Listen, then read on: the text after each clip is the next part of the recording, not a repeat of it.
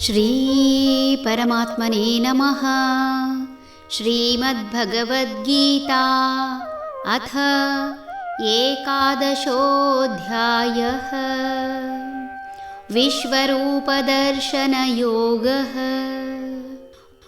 ರುದ್ರಾದಿತ್ಯಾ ವಸವೋ ಯೇ ಚ ಸಾಧ್ಯಾಃ ವಿಶ್ವೇಶ್ವಿನೌ ಮರುತಶ್ಚೋಷ್ಮಪಾಶ್ಚ ಗಂಧರ್ವಯಕ್ಷಾಸುರಸಿದ್ಧಸಂಘಾಃ ವೀಕ್ಷಂತೆ ತ್ವಾಂ ವಿಸ್ಮಿತಾಶ್ಚೈವ ಸರ್ವೇ.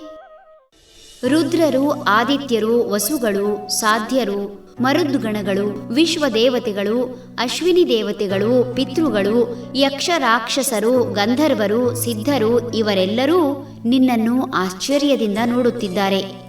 ಮಹಾಮಹಿಮನನ್ನು ಒಬ್ಬೊಬ್ಬರು ಒಂದೊಂದು ವಿಧದಲ್ಲಿ ನೋಡುತ್ತಾರೆ. ಭಗವಂತನನ್ನು ಅರಿತವರು ಸಹ ಒಂದೊಂದು ಸಮಯದಲ್ಲಿ ಒಂದೊಂದು ರೀತಿಯಲ್ಲಿ ನೋಡುವುದು ಸಹಜ. ವಿಶಾಲ ಬ್ರಹ್ಮಾಂಡದಲ್ಲಿ ಕಾಲಕ್ಕನುಗುಣವಾಗಿ ಕ್ರಿಯೆಗಳು ನಡೆಯುವುದು ಸಹಜ. ಕ್ರಿಯಾಶೀಲ ಲೋಕದ ಅನುಭವ ಪಡೆಯುತ್ತಿರುವ ಅರ್ಜುನ ನಡೆಯುತ್ತಿರುವ ಪ್ರತಿಯೊಂದು ವಿದ್ಯಮಾನಗಳನ್ನು ಸೂಕ್ಷ್ಮವಾಗಿ ಗಮನಿಸುತ್ತಾ ವಿವರಿಸುತ್ತಿದ್ದಾನೆ. ಕೆಲವರಿಗೆ ಭಗವಂತ ಆಶ್ಚರ್ಯ ಅನ್ನಿಸಿದರೆ ಹಲವರಿಗೆ ಭಗವಂತ ನಿಗೂಢ. ಕೆಲವರಿಗೆ ಭಗವಂತ ಕ್ರಿಯಾಶೀಲ ಜಗತ್ತಿನ ಪಾಲಕನೆನಿಸಿದರೆ ಹಲವರಿಗೆ ಈತ ದುಷ್ಟರ ಸಂಹಾರಕ. ಪ್ರೀತಿಸುವವರಿಗೆ ಪ್ರೀತಿ ಕೊಡುವವನೀತನಾದರೆ ವಂಚಕರ ವಂಚನೆಯ ಲೆಕ್ಕ ಚುಕ್ತ ಮಾಡುವವನೀತ.